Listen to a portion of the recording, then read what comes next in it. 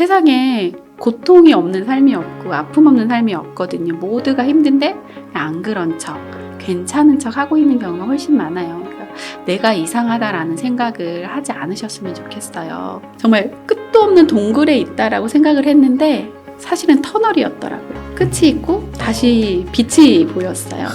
안녕하세요. 저는 글 쓰고 강의하는 정윤진 작가입니다. 온라인에서는 힐러진이라는 닉네임으로 모든 사람이 자기만의 치유 방법이 있다는 것을 안내하는 일을 하고 있어요. 힐러진은 무슨 뜻이에요? 진짜 저희 그 힐러, 다른 사람에게 에너지를 주고 그런 의미도 있지만 사실 맨 처음에 닉네임을 정할 때는 제가 저에게 힘을 주고 싶다라는 자기 치유적인 의미가 더 컸어요. 네, 워낙 많은 분들이 닉네임 잘 지었다고 얘기를 해주시더라고요. 진은 이름에서 맨 마지막 자 진을 따신 거예요. 네. 네. 지금은 이제 글을 쓰고 강의하는 작가이신데, 원래는 중학교 도덕 교사셨어요. 네. 그리고 16년 만에 그만두시게 되셨습니다. 그 책에 나와 있기는 한데, 네. 혹시 그 이유 좀 말씀해 주실 수 있을까요? 삶에 대한 가치관이 바뀌었다는 게 한마디로 정리할 수 있는 이야기인데요. 사실 그 책의 부제를 보면은 어느 중학교 도덕교사의 두 번째 삶을 위한 기록이라고 써 있어요. 정말 두 번째 인생을 살려고 학교 안에서는 첫 번째 인생을 지속할 수밖에 없기 때문에 학교 밖에서 경계 밖으로 나와 새로운 세상을 보고 도전을 하게 되었던 거예요. 공황장애를 앓으면서 그걸 치유하는 과정 중에 제가 가장 많이 했던 질문이 스스로에게 나 제대로 살고 있는가? 이런 질문을 던졌었거든요. 그 질문에 대한 답을 스스로 찾아가면서 학교나 이 조직 문화에서는 제가 생각하는 가치관대로 정말 내가 살고 싶은 방향, 원하는 일, 좋아하는 일을 하면서 살 수 없다라는 생각이 들었어요. 네. 사실 모든 조직이 어떤 목적이나 이득을 향해서 가잖아요. 학교도 사람을 가르친다는 그런 이익이나 목적을 위해서 가는데 제가 생각하는 사람을 가르친다는 목적과 그 조직, 학교라는 조직이 생각하는 목적이 좀 많이 달랐어요. 학교는 아시잖아요. 이미 생활지도, 두발, 복장, 실내화 착용 여부, 화장 여부 이런 부분에 대한 통제를 많이 하는데 저는 그런 외적인 모습보다 내면적으로 이 사람이 정말 주체적인 삶을 살 수 있는지, 자신만의 가치관을 세울 수 있는지, 정말 사회에 나와서 바람직한 한 명의 사람으로서 이 사회에 어떤 기여하는 사람이 될 수 있는지 이런 쪽에 초점을 맞추고 싶었는데 매일 아침 제가 하는 일이 아이들 출석을 확인한 다음에 교실 한 바퀴 쫙 도는 거예요. 그래서 이렇게 신발 보고 얼굴 보고 복장 보고 체크를 막 해요. 그리고 학년실에 보고를 했거든요. 그걸로 이제 아이들의 그 누적된 점수에 따라서 여러 가지. 네. 그걸 또 점수를 내요? 네. 그래서 옛날에는 반성문이라는 이름이었는데 요즘엔 성찰일기, 네, 감사일기처럼 성찰일기 이런 걸 쓰게 하거든요. 네. 그게 제가 굉장히 힘들었던 부분이었어요. 저랑. 이게 다는 아닌데? 그래서 이 조직 문화와 제 가치관의 충돌 사이에서 좀 괴로워하다가 제가 원하는 삶을 살기 위해서 학교 밖으로 나오게 되었습니다. 그러면은 그 생각하시던 학교 그리고 그 기대하던 학교의 모습 거기서 괴리가 있어서 결정을 하신 거예요? 이런 큰 결정을? 네. 다른 이유는 없으셨어요? 다른 이유도 있었죠. 물론 책에 공황장애가 시작되었습니다라는 제목에서 알 수 있듯이 저 같은 경우는 급식실에서 새치기한 학생을 지도하다가 이 아이가 그 지도를 거부하고 저에게 실제로 몸에 어떤 신체적인 타격은 가한 건 아니지만 정말 신체 가까이 오면서 때리기 직전에 위협을 받게 되었어요. 그래서 이 사건으로 인해 공황장애가 발병하게 되고 그 교사 몇 년 차 때 발생하신 거예요? 14년 차였어요. 그랬어요? 네. 와. 그리고 심지어 그 학생이 저랑 좀 친한 학생이었거든요. 네. 그래서 평소에 서로 잘 지내고 또 저도 그 아이를 다독이고 저희 반 하고 싶다는 아이였는데 안타깝죠. 그러니까 사건보다는 교통사고처럼 어쩌다 보니 정말 누구도 어떻게 이거를 예측할 수 없는 사고였다라는 생각이 많이 들어요. 그 14년 차에 좀 결정적인 어떻게 보면 트리거가 온 거고 그 전에는 막 관두고 싶다 이런 생각까지는 별로 안 드셨어요? 10년 차가 넘어가면서 약간의 여기에서 내가 더 발전할 수 있는 게 뭘까? 아. 그 이전까지는 그런 고민을 사실은 안 했어요. 왜냐면 제가 신규 발령이 초임 발령 되자마자 교육청에서 이렇게 발탁이 돼서 되게 여러 가지 사업을 많이 했거든요. 그래서 그때부터 뭐 신문에 보도가 된다거나 뭐 승진 점수가 굉장히 잘 쌓았거나 뭐 교육청에서 수상을 한다거나 해서 제 경력에 비해서 굉장히 많은 흔히 말하는 사회적인 시각에서 보면은 성공, 네, 모범 교사보다도 더, 네, 그래서 그렇구나. 약간 시기의 시선을 받을 정도로 왜 눈에 띄는 그런 활동들을 했었다가요. 아이를 낳고 약간의 좀 시각이 바뀌었던 것 같기는 해요. 학생들을 지도함에 있어서 좀 더 이 학생과 우리 아이가 같은 세상에서 살아갔을 때 어떻게 공동체가 어울릴 수 있을까 이런 생각을 고민하던 시점 중에 그 사건이 발생하게 된 거죠. 아, 그러셨군요. 그래서 그럼 14년 차에 그런 일을 겪으신 다음에 네. 한 2, 3년 네. 정도 더 그 병원도 왔다 갔다 하시면서 이제 학교 다니시다가 그만두시게 되신 거죠? 네. 아, 올해 그만두신 거예요? 네, 올해 8월에 그만두었습니다. 그러니까 저도 그 책을 첫 부분을 이렇게 읽는데 좀 되게 책이 한 50페이지까지 있는데 되게 답답하더라고요. 그리고 저희 때보다도 더 심해진 것 같아요. 네. 네, 그러니까 저희 때는 이제 선생님들이 때렸거든요. 맞아요.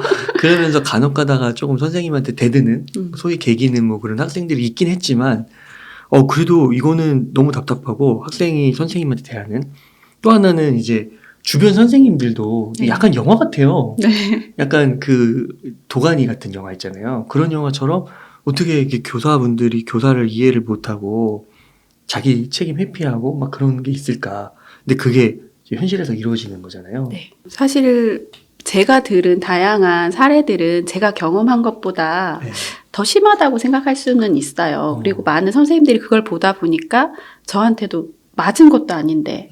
아, 더 심하다고요? 네, 그 사람, 그 선생님 케이스들이? 네, 그러니까 맞는 경우도 많은데 너는 와. 맞지는 않았는데 뭘 그렇게 예민하게 그러냐. 그래서 그 학생이 1차 가해였다면 그 이해하지 못하는 동료 교사들의 발언 2차 가해처럼 더 큰 상처가 되었어요. 맞는 교사들이 적지 않군요. 네. 뭐 진짜 공황장애 걸릴 것 같은데요, 맞으면? 사실 주말 동안 해서 어제까지도 실제로 학생한테 맞은 선생님이 블로그를 통해서 저한테 연락이 왔었거든요. 네, 그래서 이 선생님도 학생한테 그렇게 맞게 되고 적응장애랑 공황장애가 와서 현재 병가 중인데 어떻게 해야 될지 모르겠다 이런 조언을 듣기를 원하시는 글이 달려서 이렇게 소통을 했었어요. 이런 신체적인 언어적인 폭력 외에도 최근에 세종시에서 언론에 크게 났었거든요. 세종시? 네. 트위터에 모 그 고등학교에서 교원평가를 11월에 이렇게 실시를 하고, 근데 교사들이 12월에 열람이 되는데, 성희롱적인 발언이 많았던 거죠. 학생들이? 네. 근데 그게 익명이라서 찾을 수가 없는 거예요. 근데 이 성희롱적인 발언을 받은 여교사가 그 학교에 많았던 거예요. 그래서 이게 단체가 되니까, 집단이 되니까 이거를 이제 경찰에 고발하고 이런 일들이 벌어졌는데, 사실 이게 언론에 드러난 게 이 트위터를 통해서 드러나게 된 것이지, 이런 사례는 사실 많아요. 제 동료 교사만 해도 올해는 나 뭐 욕먹었어. 뭐 18, 뭐 광년, 뭐 이런 식의 욕들 있잖아요. 뭐 그런 식의 욕이라든지 성희롱적 발언은 매년 있어 오긴 했었어요. 그 익명성이라는 특성 아래. 다들 상처 입으면서 그냥 덮고 넘어가는 경우가 더 많은 거죠. 네. 아니, 그 교사 선생님들이라고 하면 어떻게 보면 그 아직도 선망의 직업 아닌가요? 배우자 삼을 때? 지금은 아닌 것 같아요. 그래요? 공부도 많이 하시고. 저희는 좀 IMF 세대였거든요. 그래서 그때는 성적도 우수해야 되고 임용고시도 너무 힘들었는데 최근에는 대학 입학 성적도 그렇고 임용고시 경쟁률도 오히려 낮아졌더라고요. 요즘 20대들은 그렇게 원하는 직업은 아닌 것 같아요.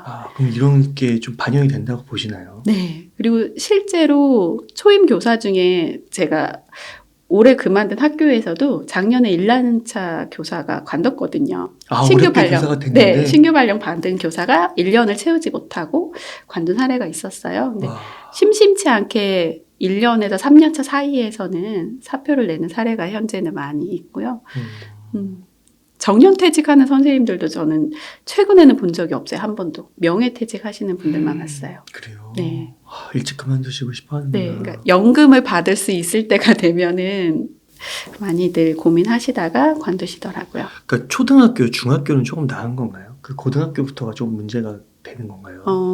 초등학교 고학년, 그때부터요? 5학년부터 중학교까지가 오히려 좀 극심한 것 같고요. 그래요? 고등학교 때는 막 극심한 사춘기가 조금 넘어가고 더 입시에 집중하면서 조금 나아지긴 하는데 그래도 역시 예. 뭐 성차별적으로 발언을 드릴 수 있지만 남학생하고 여학생 중에서 네. 남학생이 조금 더 심한가요?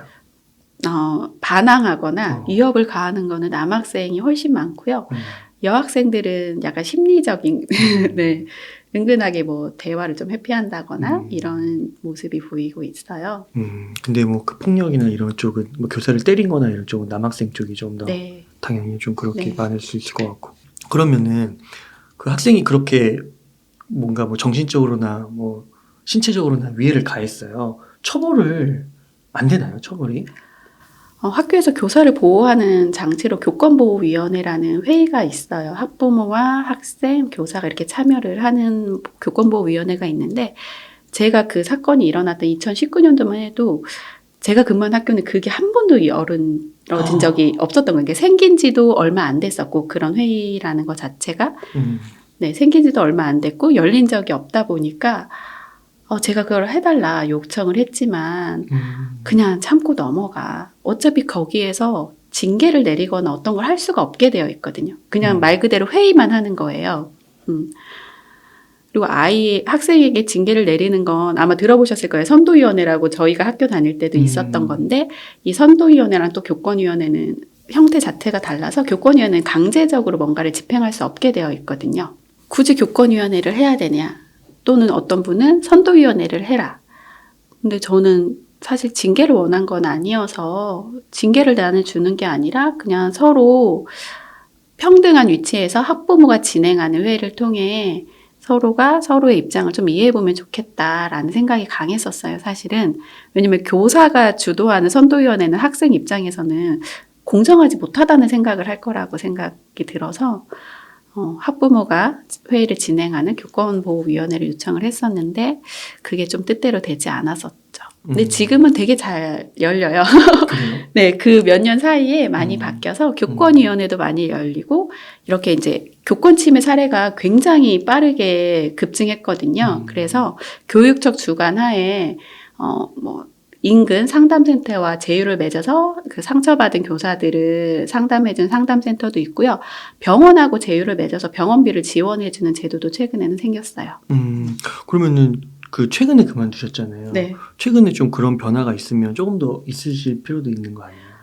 제도적인 변화는 생겼는데 네. 학교 현장 분위기는 안 변하는 거죠. 네.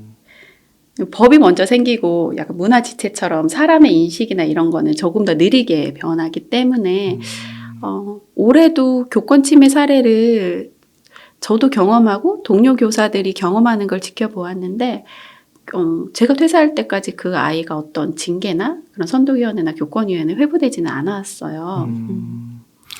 근데 오늘 진짜 말씀 듣고 저도 책을 읽었지만 저도 이제 딸이 5살, 4살이거든요. 네.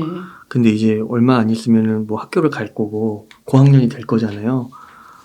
이거는 진짜 큰 문제일 것 같은 게 벌써부터 걱정이 되는데요. 그래도 10년 넘게 근무하셨는데 그렇죠. 2000년대 초부터 근무를 초부터. 네, 한 거죠. 네. 그러면은 그때랑 지금하고는 언제가 더 좀 편해졌던 것 같으세요? 그때가 더 편했습니다. 그래요? 네. 지금은 학생 인권을 막 너무 이렇게 강조해가지고 그렇게 된 건가요? 네. 근데 그것만이라고도 또 말할 수가 없는 게 사회적인 분위기에서도 교사를 약간 존중하는 분위기 자체가 많이 존중받을 만한 직업 또는 학교에서도 교사는 존중해야 돼. 뭐 가정에서도 그렇고 그런 분위기는 좀 사라진 것 같아요. 사실 교권 침해 사례를 보더라도 학생으로 인한 교권 침해보다 학부모로 인한 교권 침해가 훨씬 많이 실제로 침해를 받았다라는 조사 결과는 더 높거든요.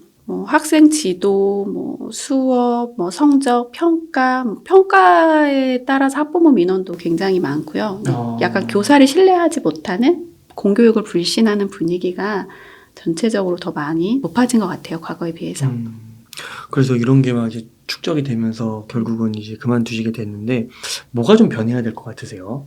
현재 교육제도, 교육청에서 만든 제도를 보면은 교사를 보호한다라고 만든 제도들이 예방적인 차원이 아니라 이제 사건이 발생 이후에 이렇게 신고를 하거나 뭐 상담을 받아라 라고 되어 있는데 사실 이미 그때는 교사가 크게 상처를 받고 멘탈이 나간 상태잖아요. 그래서 사실 그 전에 예방적인 차원의 제도가 마련되면 좋지 않을까라는 생각이 들어요. 학생이 어떤 교사에게 뭐 지시를 불이행한다던가 어떤 위협적인 태도가 보이면 우리가 가정에서도 아이를 양육할 때 잘못했을 때 즉시 훈육하라고 하잖아요. 근데 학교에서는 즉시 훈육하지 않거든요. 그걸 누적해서 모았다가 훈육을 하거나 또는 이제 회의를 열려면은 며칠씩 지연이 되는 거예요. 그러다 보니까 그냥 우야무야 넘어가고 아이도 자기가 잘못한 것을 잊어버릴 때쯤 뭐 선도위원회나 교권위회가 열리는 경우들이 있는데 뭐 즉시 어떻게 예방할 수 있는 제도적인 것들이 마련되었으면 좋겠어요. 또 있을까요? 이 정도면 될까요? 교사들의 인식 개선도 근데 최근에는 많이 개선이 되었어요. 저 선생님이 이상해서 이런 문제가 발생하는 게 아니라 누구든 언제든 이렇게 상처받는 일이 발생할 수 있으니까 우리가 서로 도와줘야 된다. 이런 분위기도 많이 생겼어요. 이 말씀을 듣다 보니까 이제 뭐 직장 내 갑질 뭐 이런 것들 있잖아요. 그런 케이스랑도 되게 그 형태는 다르지만 내용은 네. 똑같다. 이런 느낌도 받게 네, 되고요. 네. 그러시군요. 그렇게 해서 그때 이제 14년 차에 그 학생으로부터 이제 정신적으로 그런 이제 위해를 좀 받으신 다음에 공황장애가 생기신 네. 거예요. 병원에 갔더니 공황장애라고 한 거예요. 네. 저는 그게 공황장애인지 몰랐어요. 어떤 증상이 좀 나타나요? 학교에서 수업을 가려다가 갑자기 어지럽고 구토가 나오면서 눈앞이 좀 뿌였더라고요. 근데 그것보다 숨이 안 쉬어지는 거예요. 그러면서 숨이 안 쉬어지고 손발이 떨리고 심장이 그러니까 평소에 뛰는 거랑 달라. 이상하다라고 바로 직감을 하고 교무실에 왔는데 바로 이제 과호흡증이 오면서 숨을 못 쉬니까 이제 선생님들께서 오셔서 옆에서 그렇게 호흡 느리게 하라고 알려주시고 학교에서? 네. 수업을 들어가던 도중에 반복되고 바로 병원에 갔더니 처음부터 공황장애라는 진단은 내려주지 않고 적응장애라고 하시더라고요. 그리고 이런 발작이 지속되거나 이 발작에 대한 두려움 때문에 예기불안이라고 하거든요. 또 발작이 오면 어떡해 라는 그 두려움, 예기불안 때문에 일상생활이 무너질 때 공황장애라는 진단을 내리게 돼요.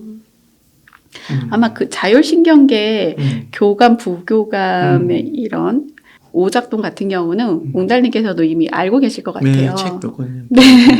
네. 네. 네. 그런 게 이제 발생하는 거예요. 네, 공황장애는 교감신경이 너무 과하게 활성화되다 보니까 생존이 위협하지 않은 상황인데 내 생명이 너무 위급해.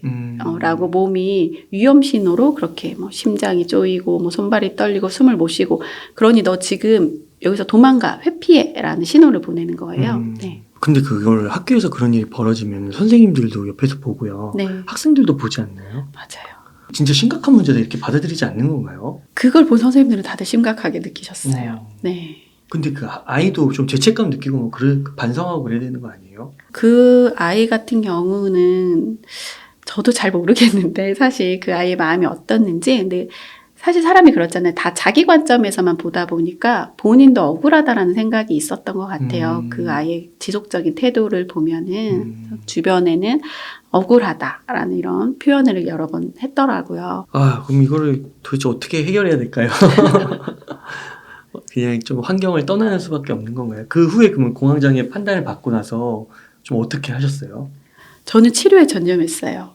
그러니까 한 번도 살면서 상상해 본 적이 없는 질병이 찾아왔고 그게 또 신경정신과적 질환이니까 제가 정말 문제 있는 사람이라는 생각이 처음에 들었거든요. 왜냐하면 저도 그때까지는 이런 신경정신과적 질환에 대한 편견이 있었던 사람이에요, 사실은. 근데 제가 걸리니까 내가 문제가 있나 봐. 제 편견에서 바로 인지 왜곡이 일어났기 때문에 네, 그 이후에 치료를 하기 위해서 다양한 공부를 하고 책을 읽고 하면서 이게 내가 잘못된 게 아니구나.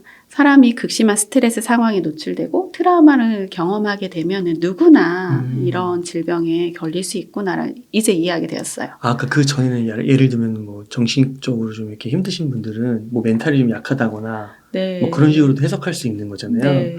아, 그런데 이제 그게 내가 겪고 나니까 내 감당 범위 순위를 벗어난 거잖아요. 교감신경, 부교감신경 이런 것들이 통제할 수 없는 네. 그런 상황에 놓이니까 이제 그런 걸 깨달으신 거군요. 네. 한 사람의 성숙도로 보면은 좋은 경험이었던 것 같아요. 네. 야. 되게 원망을 많이 했거든요. 신도 원망하고 이 공황장애 때문에 내 인생이 완전히 무너졌다. 내가 이렇게 잘만 했으면 승진을 했을 텐데 완전히 난 실패했어, 패배했어. 나 이렇게 패배한 나는 더 이상 쓸모없는 사람이야. 이런 잘못된 생각들에 쌓여 있었어요. 그 당시에는. 근데 지나고 나서 이렇게 완치가 되고 나서는 굉장히 많이 제가 성숙하고 시야가 트이고 그런 편견이나 고정관념을 많이 깨부술 수 있었던 경험이었다고 생각을 하게 되었어요. 치료 과정에서 약도 드시고 막 그랬었어요? 네. 최근까지 그러니까 3년 반 정도 꾸준히 약을 먹었고요. 약물 치료 외에 병원에서 안내해주는 인지행동 치료. 사실 그렇잖아요. 우리가 누가 암에 걸려도 좋다는 치료법 다 검사해서 그렇죠. 여기저기 다 치료받으러 가는 것처럼 저도 좋다는 걸 다 검색을 해서 시도를 했거든요. 네. 예술치료 영역에 해당하는 그런 원예치료나 미술치료, 글쓰기 치료도 했고요. 요가, 명상, 헬스, 필라테스, 네, 아로마 치료, 싱잉볼 치료, 그러니까 오감에 해당하는 후각, 청각, 모든 것들. 네, 효과가 좀 있어요? 네, 있습니다. 그 중에서 좀 효과가 있었던 게 뭐예요? 저에게 가장 잘 맞았던 거는 글쓰기 치료였어요. 그래서 책을 또 네. 쓰시는군요. 글쓰기 치료는 그냥 글을 이렇게 쭉 쓰는 건가요? 자기가 겪었던 일 이런 거를? 네. 근데 처음에는 그래서 이 글이 책처럼 이렇게 정제된 내용, 누군가한테 보여주는 내용이 아니라 정말 제가 살면서 사실 도덕교사였기 때문에 욕을 못하고 그랬거든요. 근데 정말 의사 선생님께서 욕 쓰라고 하시더라고요. 미워하는 사람을 향해서 그렇게 해도 된다. 직접적으로 위해를 가하는 게 아니니까. 그거를 제가 소리내서도 못하더라고요, 제가. 제가 그렇게 좀 답답한 사람이었던 거예요. 근데 그걸 종이에다 쓰고 토해내고 계속 반복적으로 토해내다 보니까 확실히 해방감을 느끼게 되었어요. 그랬어요? 네. 어느 정도 기간이 좀 걸리셨어요? 지금도 쓰고 있어요. 네. 아마 평생 쓰게 될 것 같아요. 그러니까 미술 치료나 어떤 음악 치료를 받기 위해서는 그 장소에 가고 가격이 굉장히 고가예요. 사실. 근데 글쓰기 치료는 그냥 집에서 돈도 사실 안 들죠. 종이하고 펜만 있으면 되니까. 그래서 바로바로 쓰고 이거를 찍기도 하고 녹는 종이가 있어요. 과학 실험 시간에 많이 쓰는데 그 녹는 종이에 써서 물에 담그면 이게 이렇게 녹는 걸 지켜보는 과정에서 또 카타르시스를 느끼기도 하거든요. 그렇구나. 네, 그렇게 다양한 걸 좀 찾아서 스스로 치유하기 위한 방법들을 연구했던 것 같아요. 그러면 글은 하루에 30분, 1시간 이 정도 쓰면 되는 건가요? 제가 한참 쓸 때는 거의 4-5시간 썼던 것 같아요. 너무 할 말이 많았거든요. 그러시구나. 네. 지금도 매일 3시간 이상은 읽고 쓰세요? 쓰는데, 네, 매일매일. 책이 확실히 근데 이제 내용도 내용이지만 글을 너무 잘 쓰시는 것 같아요. 감사합니다. 자, 에세이 이제 다른 이제 만약에 차기작이나 이런 거 좀 쓰게 되시면 이런 주제도 좋지만 또 다른 주제로 또 너무 멋지게 풀어내실 수 있지 않을까. 준비 중에 있습니다. 준비 중에 있어요. 네, 그러시군요. 그러면은 그때 이제 글쓰기도 하시고 산책도 하시고 그리고 결혼도 하셨으니까 네. 남편분께서도 되게 힘든 시간을 좀 보내셨을 것 같은데 어떠셨나요? 저희 남편이 그렇게 가정적인지를 처음 알았네요. 워낙 이 사람도 외부에서의 활동을 다양하게 했던 사람이라서 제가 아플 때 그렇게 가정적으로 애써줄지를 몰랐어요. 근데 마침 당시에 남편이 조금 쉬고 싶어 해서 제가 육아휴직을 하라고 했던 상태였는데 제가 아팠고 그래서 남편이 아이들 케어부터 저도 돌봐주고 집안 살림도 다 도맡아 해줬거든요. 그래서 너무 감사해요. 그리고 지금 생각이 났는데 많은 분들이 그러니까 나는 아닌데 가족이나 가까운 사람이 공황장애나 우울증이면 어떻게 해야 되냐. 옆에서 지켜보면 막 좋다는 거 다 막 말해줘도 듣지 않는 게 보이잖아요. 그래서 저한테 물으실 때가 있어요. 주변 사람이 어떻게 해야 되느냐. 근데 저는 그때 남편이 저에게 해줬던 이야기를 해줘요. 그때 남편이 저한테 정말 약 먹고 침대에서 누워서 자기만 했거든요. 근데 그런 저한테도 너 너무 애쓰고 있다. 너가 극단적인 선택을 하지 않고 살려고 약 먹고 자고 우리 곁에 있어주고 정말 살려고 네가 투쟁하고 애쓰는 게 보이니까 그것만으로도 너무 너는 최선을 다하고 있으니까 너무 고맙다라고 얘기를 해주더라고요. 그게 정말 감사했어요. 근데 사실 많은 분들이 이렇게 우울증이나 공황 때문에 집 밖으로 나가지 못하면 어떻게 억지로 끌고 나가려고 하고 이렇게 하는데 그것보다는 스스로 때를 알아차릴 때까지 기다려주는 거, 지켜봐주는 게 굉장히 저한테는 도움이 많이 되었어요. 그러면 이 공황장애 극복하시기까지 어느 정도 기간이 걸리신 거죠? 완치라고 하면은 지금 3년 반 정도 걸렸어요. 네. 그럼 3년 반 동안 꾸준히 앞에서 말씀해 주셨던 그런 활동을 하신 거고 네. 또 옆에서 가장 가까운 사람이 그런 격려의 말을 해주는 거고 그 생애 어떻게 보면은 지금 가장 자유롭고 평온한 시간이라고 해서 너무 다행인 것 같고요. 계속해서 또 좋은 책 이번 그 공황장애가 시작되었습니다 외에도 좋은 책 많이 써주셔가지고 많은 분들의 위로와 힘을 좀 건네주시면 좋지 않을까. 제가 좀 질문을 드리긴 했는데 꼭 전하고 싶은 메시지 뭐 이런 게 좀 추가적으로 있으실까요? 저는 지금 현재도 힘들어하시는 많은 분들께 메시지를 전달하고 싶은데요. 저도 그랬거든요.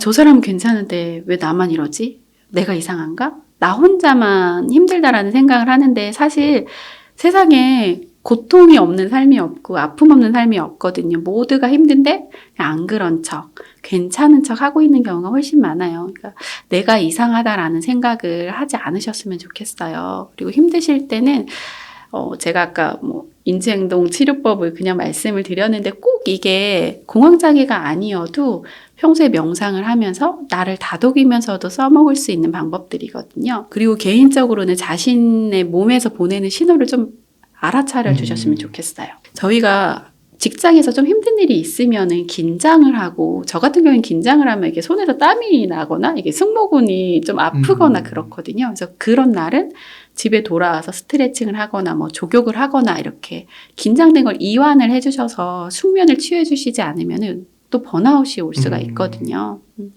지금 마음이 아프신 분들께서 그렇게 스스로를 다독일 수 있는 다양한 방법들을 통해서 기운을 내셨으면 좋겠습니다. 네. 제가 공황장애를 앓고 공황장애 때문에 내가 이렇게 됐다라는 생각을 굉장히 많이 했는데 지금 아까 말씀드린 것처럼 좋은 경험이다라고 받아들일 수 있다라는 이야기를 했는데 이제 어디 가서 저 공황 덕분에 사람이 달라졌어요. 한 사람이 완전히 바뀌게 되었거든요. 되게 오만한 모습도 있었고 편견에 가득 찬 모습도 있었는데 그런 것들을 많이 깨닫게 되었어요. 사람마다 성공의 기준이 다르다라는 것, 그리고 성공을 향해 달리시는 분들도 한 번쯤은 이렇게 생각해보는 시간이 있으면 좋겠다. 그리고 이런 고통의 시간이 오더라도 물론 좌절하고 힘든 시간을 보낼 수는 있는데 충분히 이겨낼 수 있다라는 생각을 하실 수 있을 것 같아요. 제가 나름 준비한 한 줄 문장이 있는데 말씀드리자면은 나를 죽이지 못하는 시련은 나를 자유롭게 하고 성장시킨다라는 말씀을 좀 드리고 싶었거든요. 정말 끝도 없는 동굴에 있다라고 생각을 했는데 사실은 터널이었더라고요. 끝이 있고 다시 빛이 보였어요. 그래서 지금 많은 분들이 그렇게 힘든 시기를 지나고 있지만 터널을 지나고 있다는 그 사이의 시간, 터널을 지난 시간을 견디는 힘이 생기셨으면 좋겠습니다. 네. 감사합니다. 그러면은 작가님, 선생님 요 정도에서 인터뷰 마무리해도 괜찮으실까요? 네. 네. 이렇게 해서 공황장애가 시작되었습니다의 저자이신 정윤진 작가님을 모시고 이야기를 나눠봤습니다. 긴 시간 동안 유익한 이야기 많이 나눠주셔서 감사의 말씀드립니다. 오늘 고생 많으셨습니다. 네, 감사합니다.